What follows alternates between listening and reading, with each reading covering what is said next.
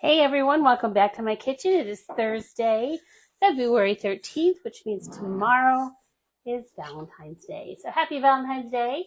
Not sure this is a particularly Valentine's recipe, but it is a really yummy recipe, and you're fine. My husband's sneaking down to the basement. Anyway, it is a really, really yummy recipe. And if you have a Valentine who really likes something like shepherd's pie and you'd like to do a little twist on it for Valentine's Day, this might be the perfect recipe for you. So tonight I am making another Passionate Penny Pincher recipe from her Whole Foods box. So if you go on the website for the Passionate Penny Pincher, you will see there's, I think, now 8 different boxes you can choose from. And hey, Hannah, I see you. So there's 8 different boxes you can choose from. I'm using the Whole Foods one right now. And in fact, I realized I posted something to their page today and forgot to post it to mine. So I'll do that later. I made a really great recipe last night. It was a Korean beef recipe. Tonight, again, it's called barbecue pork and sweet potato shepherd's pie. So before we start cooking, I actually want to talk a little bit about the different kinds of bakeware that I have available and what the differences are, because I think there can be some confusion on this. I know I would be confused if no one explained it to me. So I meant to have that kind of front and center here, and I forgot to do that. So let me get these in the camera view. So at Pampered Chef, we sell 3 different kinds of bakeware, and they really do serve 3 different purposes.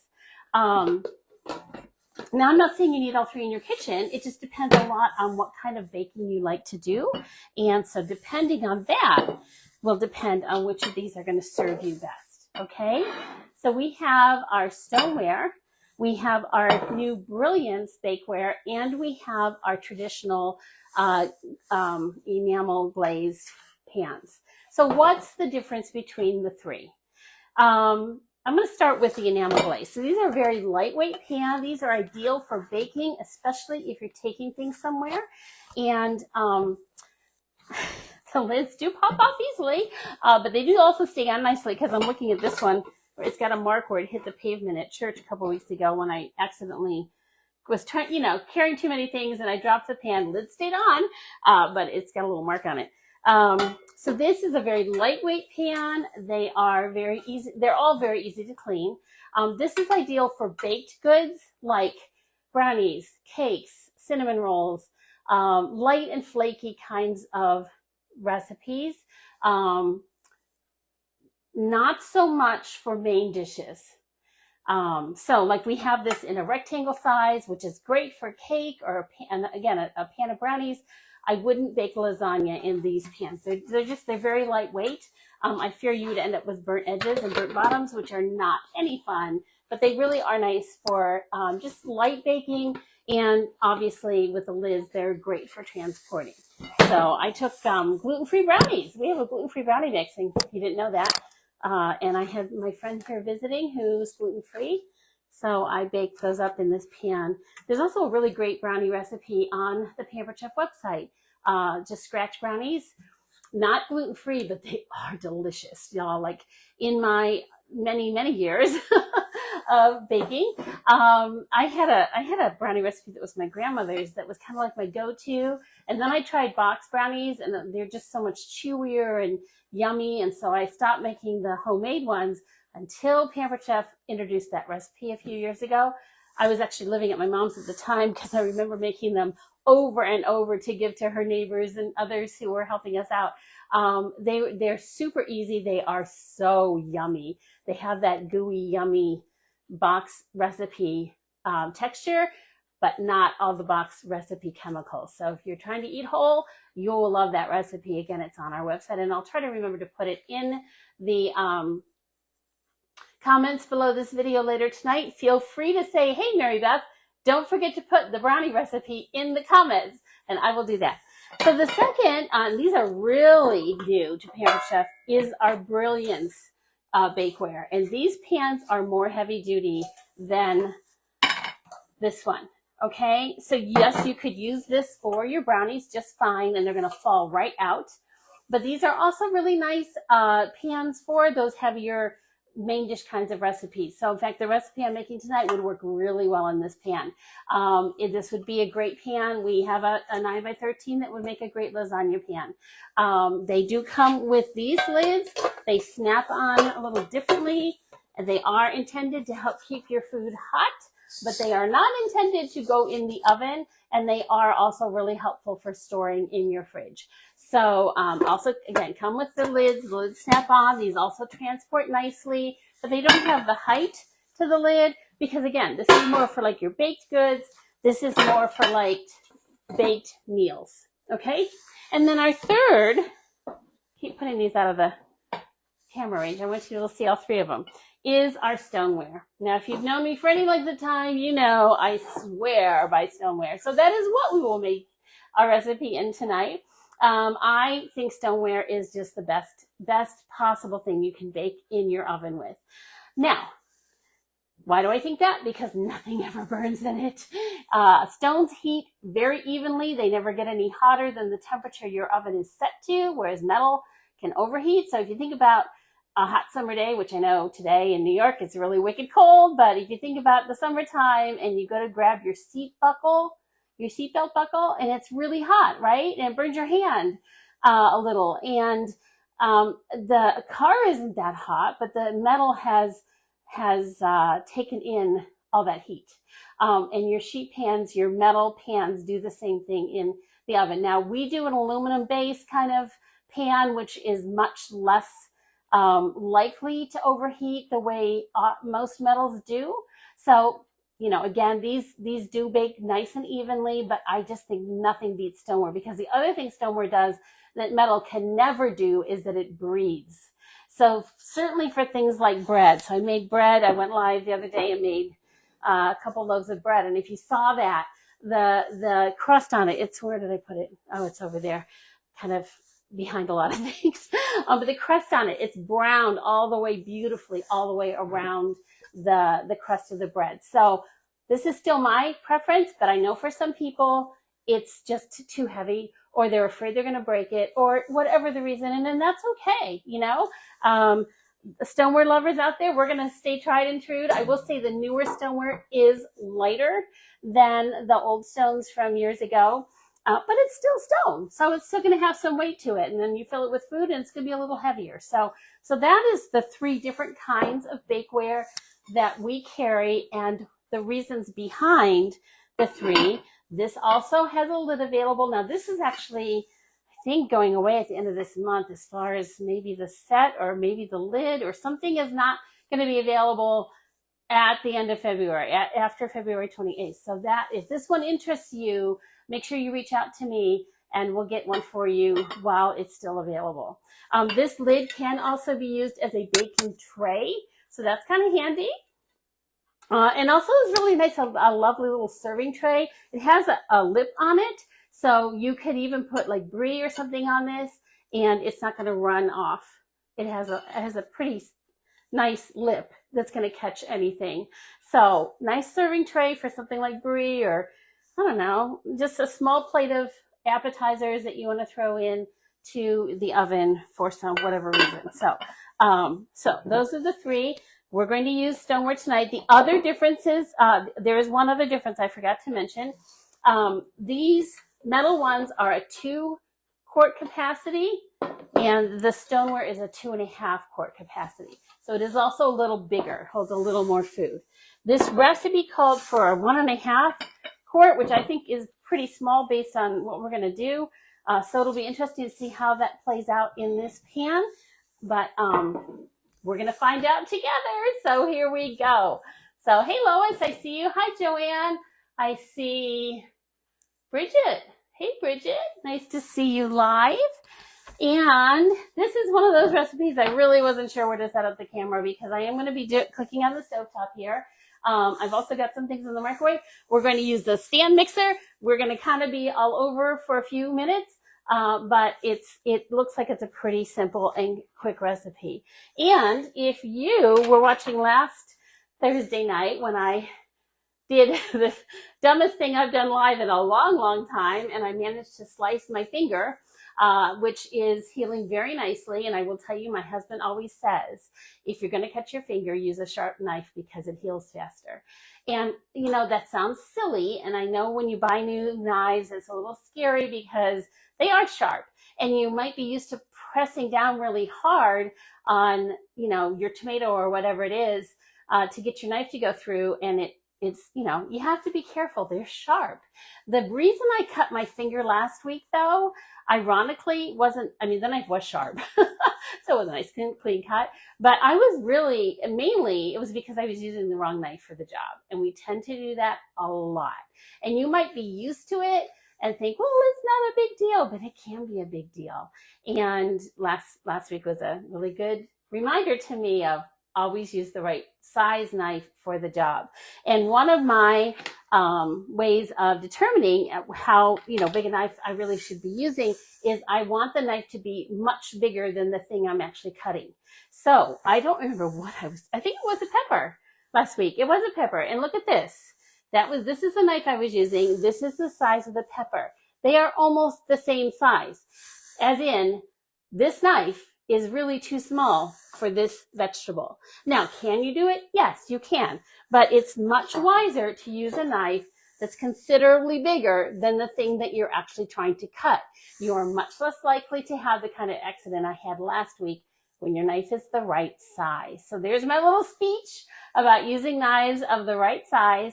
And I have been talking about this, but it's really going to happen, I promise, in March. We'll do a knife class. I'll just set up a separate time and date, and we'll do a knife skills class so you can learn how to use your knives properly, and you know, just some tips and tricks to keep them sharp, to how to wash them properly. Lots of things that, you know.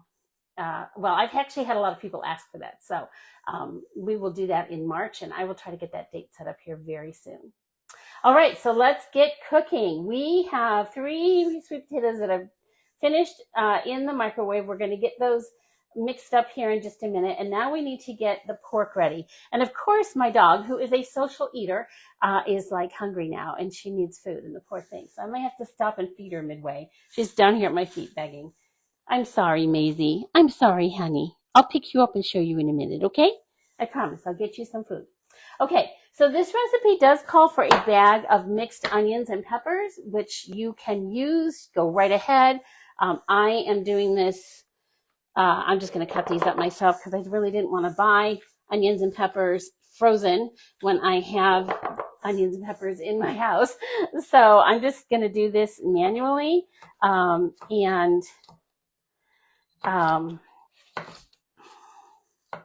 get these going on the cooktop here in just a minute. So I'm going to cut these so they're not so long. Do the same. If you have the quick slice, which is one of my favorite tools to show. I don't have it out tonight, but it would have been a good idea. But if you have the quick slice, that's also a really easy way to slice these peppers up quickly. And but you know, frozen is fine too. Frozen foods are actually one of the best ways to get your vegetables because they're flash frozen at the peak of freshness. So it's like frozen veggies are really healthy as long as they don't have lots of additives. So always check your ingredients label. Make sure, especially if it's like a flavored mix of something, just know what you're eating because that makes all the difference in the world. I was on a Zoom call yesterday with, I have a mastermind group I'm a part of, and one of the things that came up was just the whole idea of, you know, we are what we eat. And and as I indulged in something last night that I should not have been eating, because not based on my current health goals, I should not have been eating it.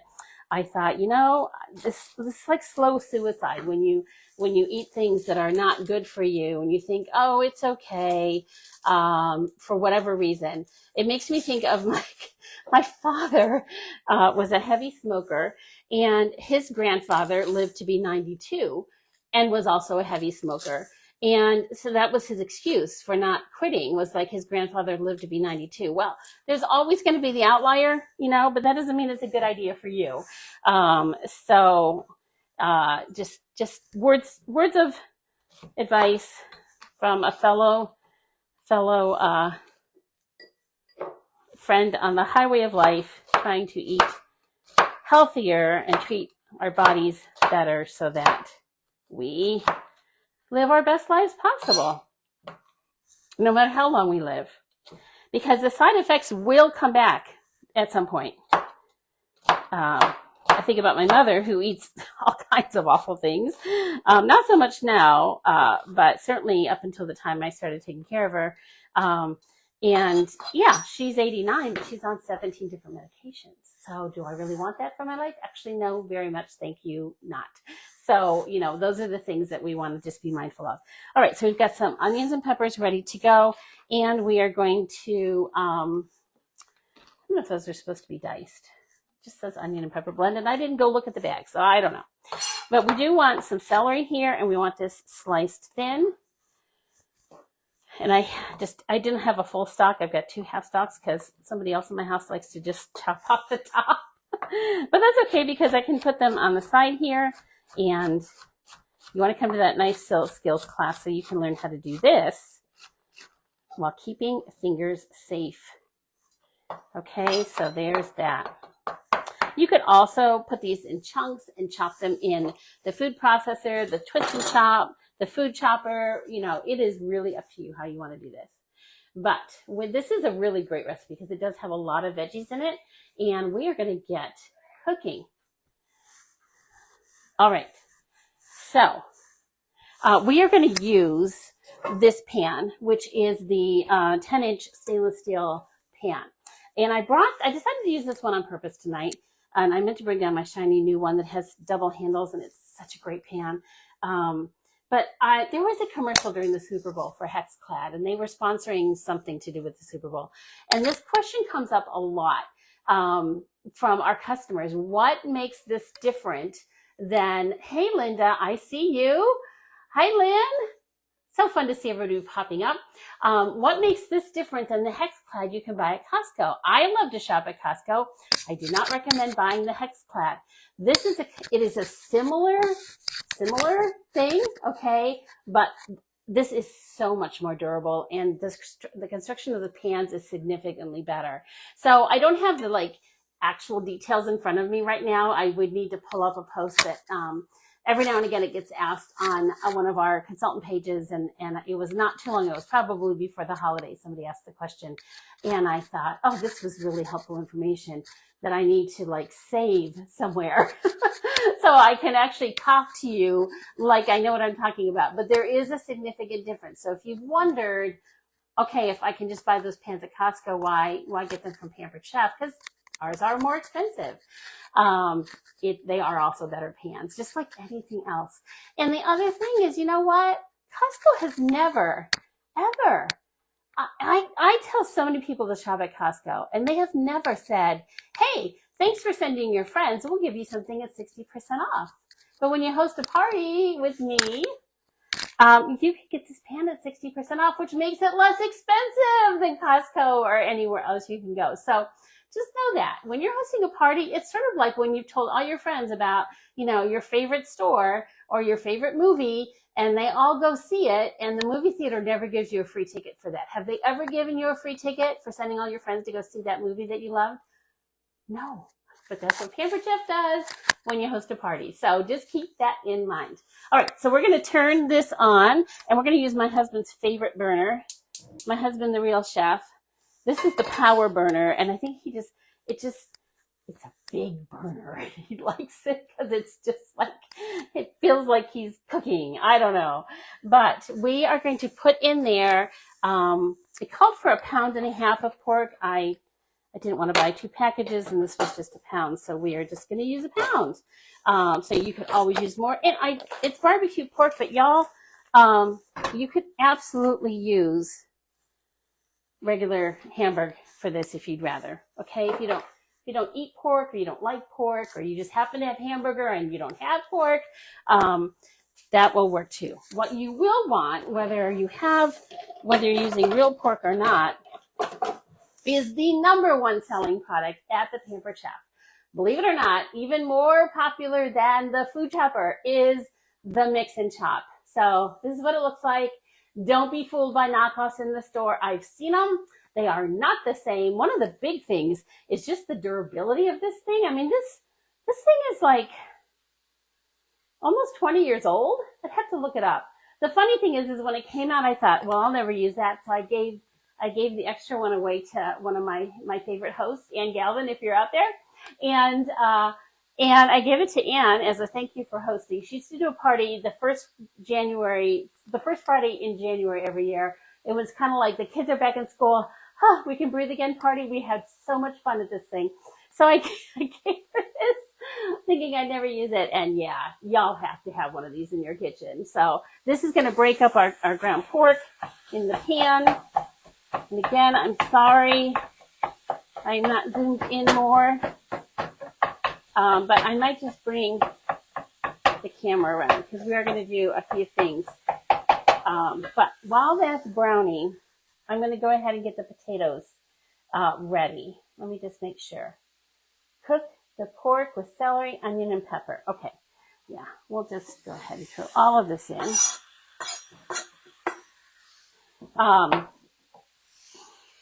One of the interesting things as I try recipes from other people is, does the recipe make sense? Is it put together? Is it put together properly? I have seen recipes, my girls even, they'll send them to me because it's like so funny to them, where the person who created the recipe, usually it's on some random blog that you've never heard of, and this is probably why, they created the recipe and it's not written in the right order. I've even had that happen with some half-baked harvest recipes. It's the order of the ingredients and then the process of mixing things together isn't always in the right order. There is a scientific process that, generations ahead of us, when they didn't know the science behind it, they just figured out, oh, this works better if you do things in a certain order. So for me, I would normally brown the pork and then add the veggies. But hopefully this will work. Hopefully this will work. So we'll see. And here's our sweet potatoes. All right. I have never done this way either. And I'm kind of excited to see how this works. So what we have here is sweet potatoes that I did in the microwave I just set it on the potato setting. And what we want to do is peel the skins off and mash them. And this is what I've never really done before, is peel the skins off to mash them. I'm kind of wishing I had a spoon. So let me just go grab a spoon.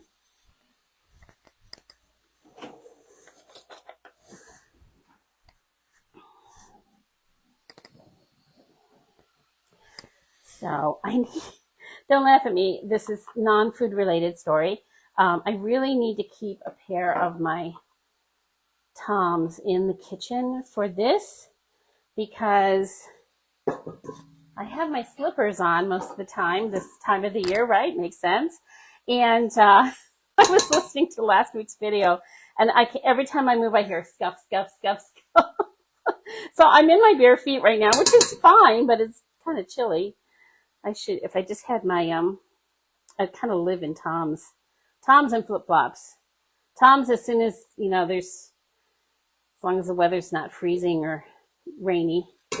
Flip-flops once it's warm enough. Which, that's the other side. In the summertime, I will listen to some of my videos and I'm like, oh, you can hear my flip-flops in the background. Anyway. All right. So that's actually working nicely. We are going to mash these, and what we want to do is, it's almost like peeling an avocado.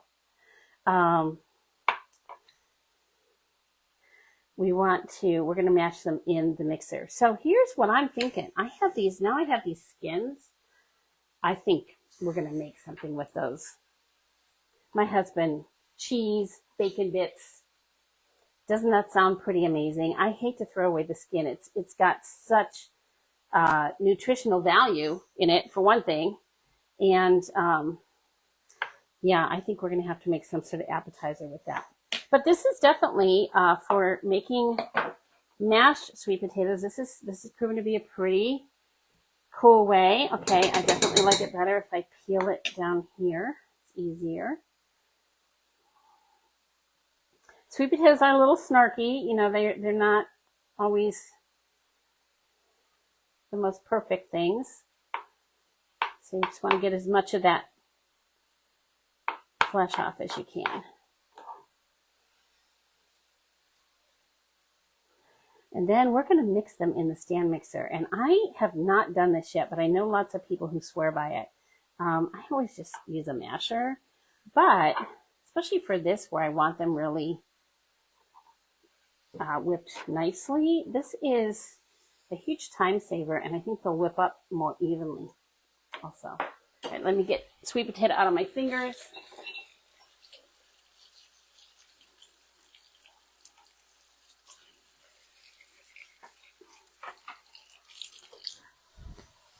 Give our, oh, that got hot. Sausage is stirred here. It's not sausage, actually, it's just ground pork. I don't think you would want sausage for this recipe. I think it would add flavors that probably wouldn't go very well with the barbecue sauce.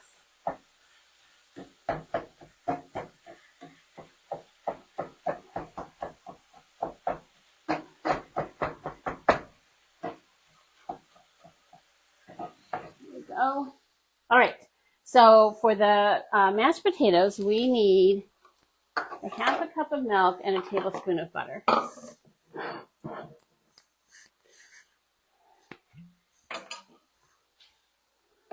Half a cup, quarter cup. I could have used the baby one. All right, quarter cup. There's my butter.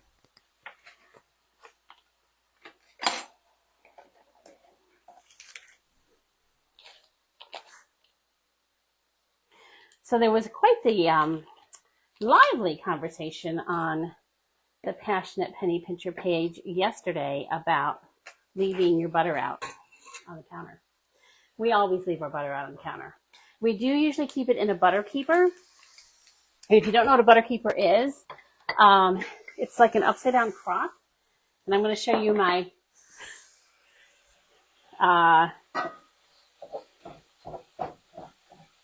put together one.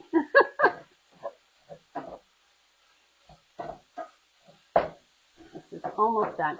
So you want to cook that sausage until it's no longer pink. Or not sausage, I'm sorry, ground pork. Keep calling it sausage. Looks like sausage, not sausage. Okay, so butter keeper. You know what? Let me show you that after I get this mixed up. So we're going to just put these on the stand mixer. Turn it on. We are going to set it to cream. And I think I'm just going to do it for like 2 minutes and see if it's done. If you've never seen the stand mixer in action, which is kind of hard to see, come from the front here,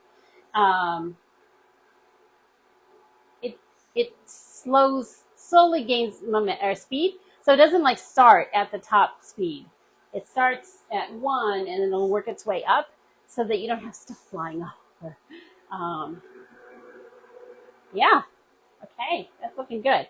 I feel like there should be salt and pepper in there. Oh, yeah, there it is, a half teaspoon of salt. I knew I was forgetting something.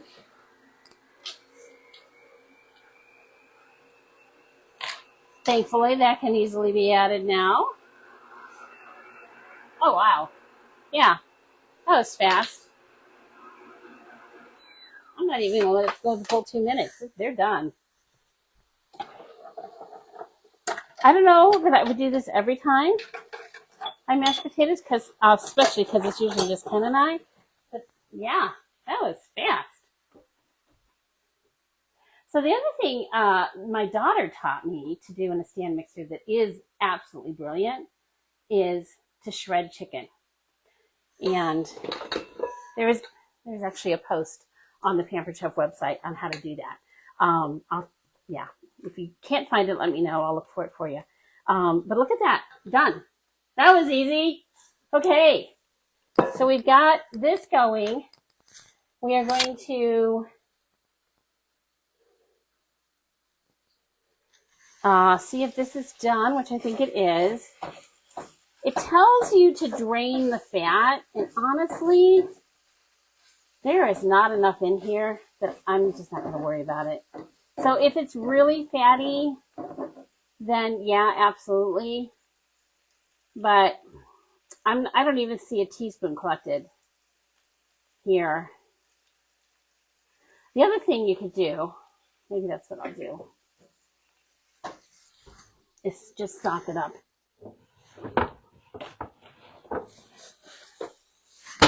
You have to know how much this is killing me. To use a paper towel. No. So if you are trying to keep your fat down, you know, you can do that. But it's not enough to like get out of, to work any harder at it. To get out of squeegee or whatever. Baster. Okay, so at this point, we are told to add some paprika. So I think this is a really interesting addition. So we have a half teaspoon of smoked paprika. We have a half teaspoon of salt. We've got some baby spinach and some barbecue sauce. So we're going to add our salt and our smoked paprika. Okay, definitely one of the funniest commercials during the Super Bowl. I just snorted. Did you hear it? I snorted. Meg Ryan and Billy Crystal and Harry Met Sally remake. So funny. So if you missed it, you'll have to Google that one. But every time I use paprika, I think of that movie. And yeah, that was really funny. Okay. So we got that in there. And we're going to add, it says 3 cups of baby spinach. This is a 5-cup bag. Oh no, this is a 4-cup bag. So we're going to use 3/4 of the bag. And then I'll have the rest for lunch tomorrow. Woohoo! Now, if you have someone in your family who's going to be like,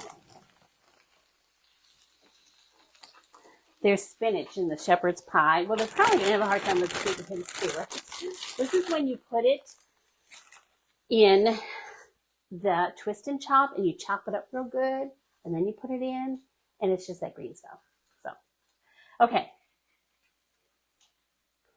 And we are going to add our barbecue sauce. I want to let this spinach wilt a little bit first.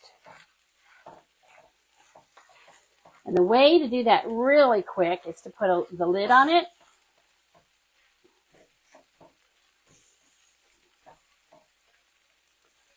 But I'm not going to worry about that. It's close enough. It will be close enough soon. So the recipe called for G. Hughes sugar-free barbecue sauce. I'd never heard of this before, but it is sugar-free, and I was intrigued. So I picked it up at Wegmans yesterday, and it says G. Hughes, award-winning pitmaster. And I'm standing there looking at the ingredients going, tomatoes, cider vinegar, cornstarch, distilled vinegar, less than 2% of spices, onion, garlic powder, lemon juice, which may have a trivial amount of sugar. Excuse me, hickory smoke. I'm like, where's the sugar? Oh, very last ingredient says sucralose. So if you have a sucralose allergy, this is not going to be for you. It's such a minuscule amount. Normally, I would not buy something with sucralose in it. I would have rather bought barbecue sauce made with honey. But we're going to see how this goes. So I'll let you know. You know how it tastes. But I've got a cup of it here, and we're going to just pop that in. My new measure cup is packing, very new.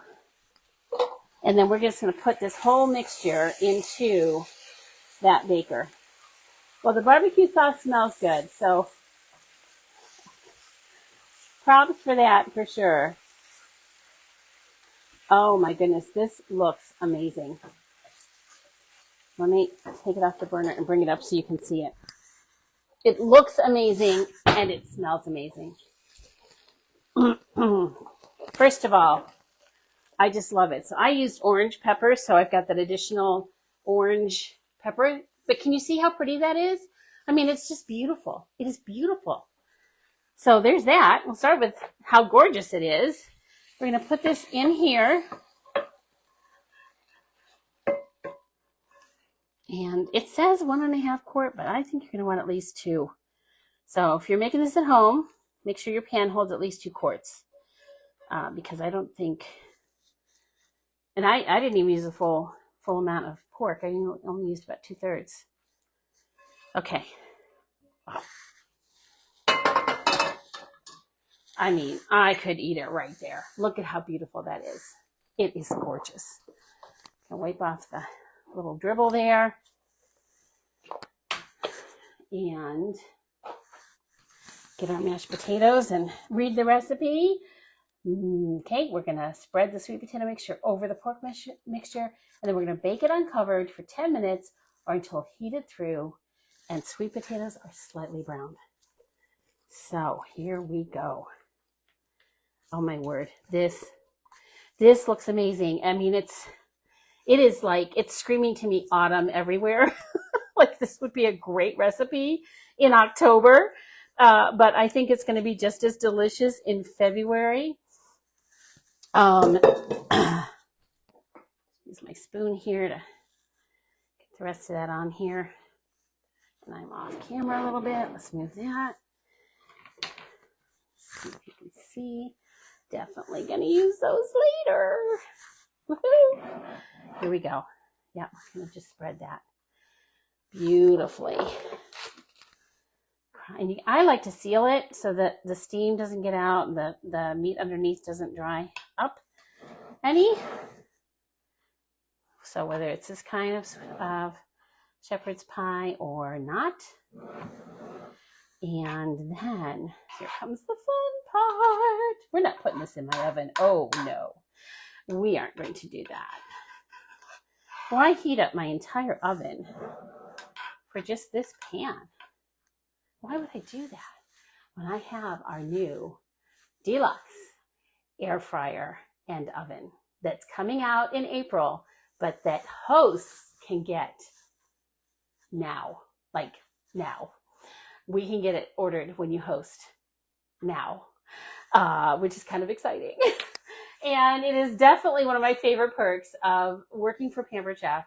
My kitchen and all 3 of my children's kitchens are well stocked with all the Pampered Chef products that I have earned over all these years. Every time there's a new season, I earn doubles on most products, and which is how my kids get them. And yeah, it's a really nice perk of what I get to do here. So I'm gonna go ahead and turn this on. I'll move the camera after I get it turned on, because I want to see where I want to put this in. Because I think I want it up top, but I don't know if it'll fit. So the top part of this oven is just a standard toaster oven. Nope, that's not going to work. And the bottom part is the air fryer / convection oven / reheater / whatever else you need it to do oven. And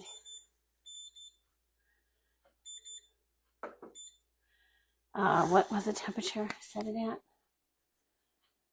425. Okay. And here's what's really great. I'm going to show you a bunch of features as soon as I get this in. Okay, so it's going to preheat. Y'all, it takes a few minutes to preheat. None of this 10 minutes later, my oven's ready stuff. No. 3-4 minutes to 425. That would take a solid 10 minutes on my oven. And I'm on propane, so I'm a little like extra careful about how much I use.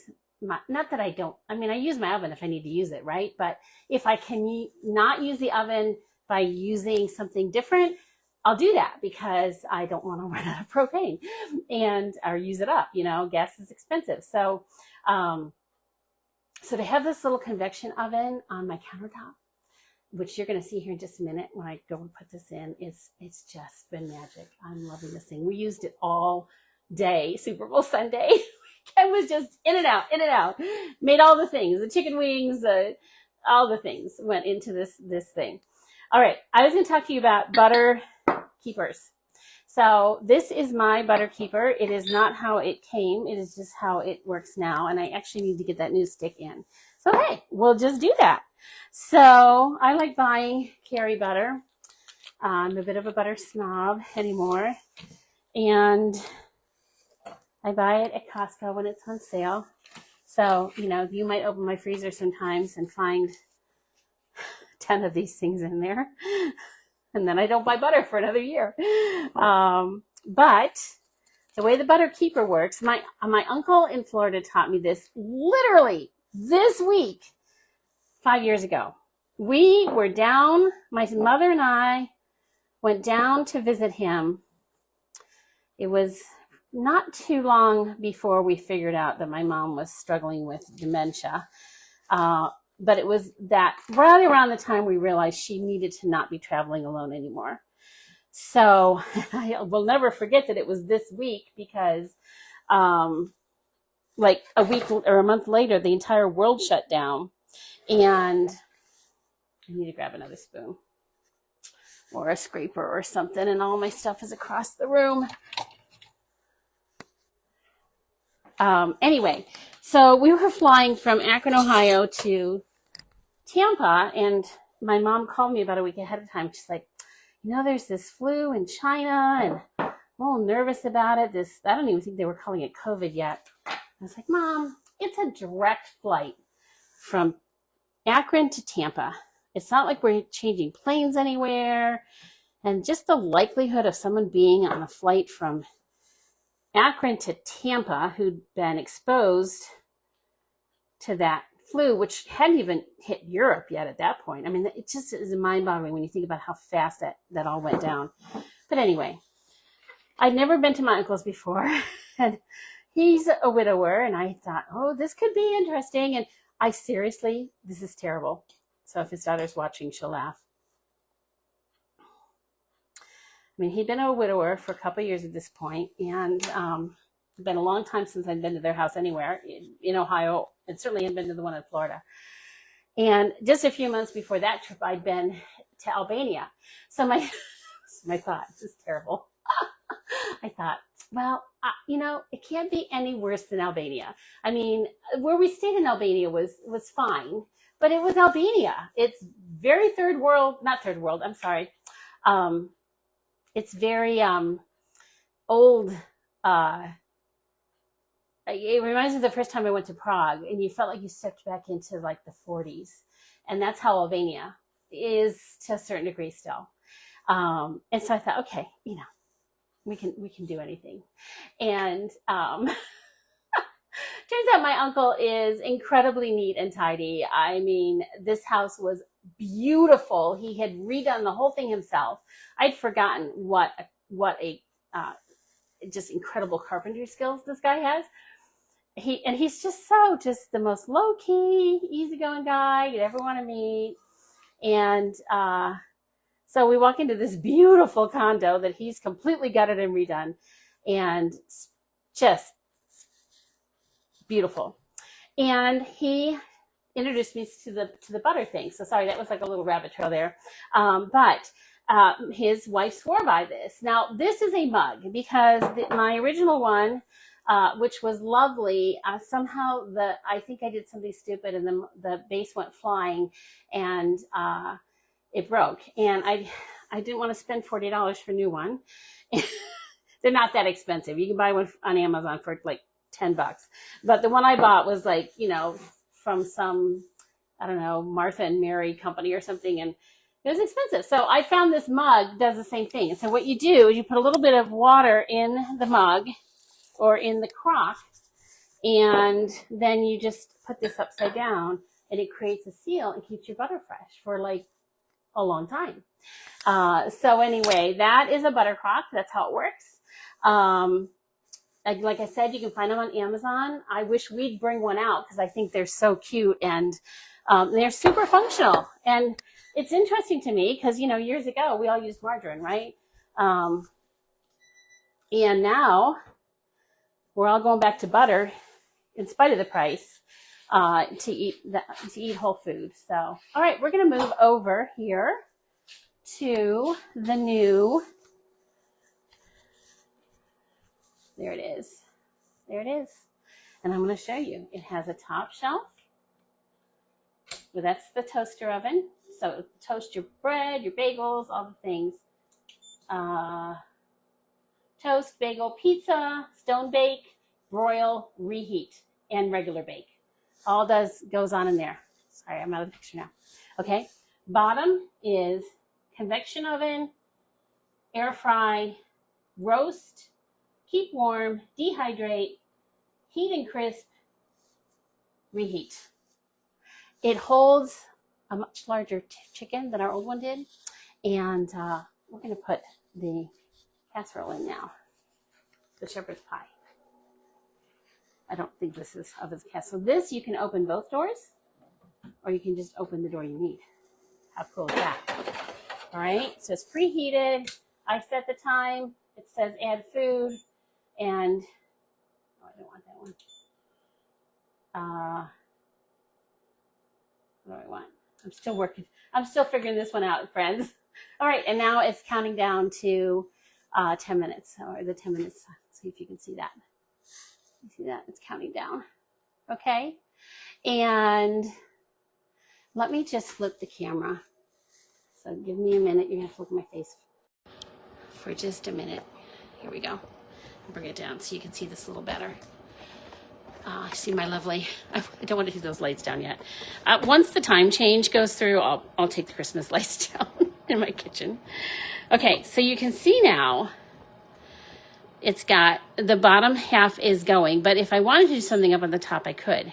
Okay, and here's one of the features it has. I don't know if you can see this. Let me see if I can zoom in. Zoom in a little bit here. That was a little more than I meant to. Okay, so there's the panel, and there is this thing called Sync Finish. So if you have something going in the top and you have something going in the bottom and you want them to be done at the same time, you would set everything up, and it walks you through it step by step in the manual, and then you would hit the sync finish. So we'd be setting this for, you know, I don't know what, pizza. Okay, and that's the temp and that's the time, and now it's going to preheat if I hit this. Okay, and I don't know, I think I didn't let it preheat there, but anyway, now it's counting down. But if I wanted to sync, I would have pushed the sync finish, and it would have held them off so that they finish at the same time. So if the thing on top goes for 15 minutes, the thing on the bottom only goes for 10, it'll start it at the 10-minute mark, or it'll hold off until this is at 10 to count down here. This hopefully makes more sense in your brains than it just came out of my mouth, but you get the idea. So that is going to be available to everyone in April, but right now our hosts can get it at 60% off. So if you've had your eye on a more advanced, what we're calling our next gen air fryer, sorry for looking at my ceiling here for a minute, let's talk, because it's going to be available here very soon, and I'd love to help you get your hands on it. I have a goal every month of helping give away at least $1,000 in Pampered Chef. That's my goal. How much Pampered Chef can I give away to my hosts? And my goal every month is at least $1,000 in free, not including big discounts, okay? Not including all the other savings like getting the air fryer for 60% off. So if you would like some free Pampered Chef this month and be able to get that air fryer, let's talk. I'm really trying a new way of really personalizing the online party experience, finding out what your guests are interested in. So I have a party this week that has a lot of people who love to bake and wanted to know, a couple of them wanted like bread baking tips, which is why I spent a lot of time on Tuesday going live showing how I bake my bread. Maybe your people would like some entertaining ideas, or maybe they would like how to make a pie, or, you know, I don't know, stir fry, whatever. I am working to personalize your party towards what you and your friends are most interested in. There's still going to be, you know, kind of the basic stuff, but then the personalized videos and posts to help your guests have the best experience possible and help you get a chunk of that $1,000 worth of product that I'm trying to give away this month, okay? I have a long way to go to meet that goal for February. So if you want to be part of it, just let me know and we'll get you started right away. The lovely thing about online parties is that literally, if you want to start one today, we can start one today. So just let me know and we'll get it up and running ASAP. Okay? All right. I hope this was fun and entertaining and enlightening and educational and all the things. And I will be back next Thursday night. I have no idea what I'm going to be making, but it'll be something probably, again, from the Passionate Penny Pincher Whole Foods box. She just introduced a one-pot meal box. That's what all the scuttlebutt on their Facebook page is about right now. I haven't tried that one yet. But there's something in that box called Marry Me Chicken, and I'm really thinking that would be a great recipe for Valentine's Day, only I would have to call it Marry Me Again Chicken, because, you know, I hope that was funny for you. Okay, have a great evening. Happy Valentine's Day. I'll see you next Thursday night. Bye-bye.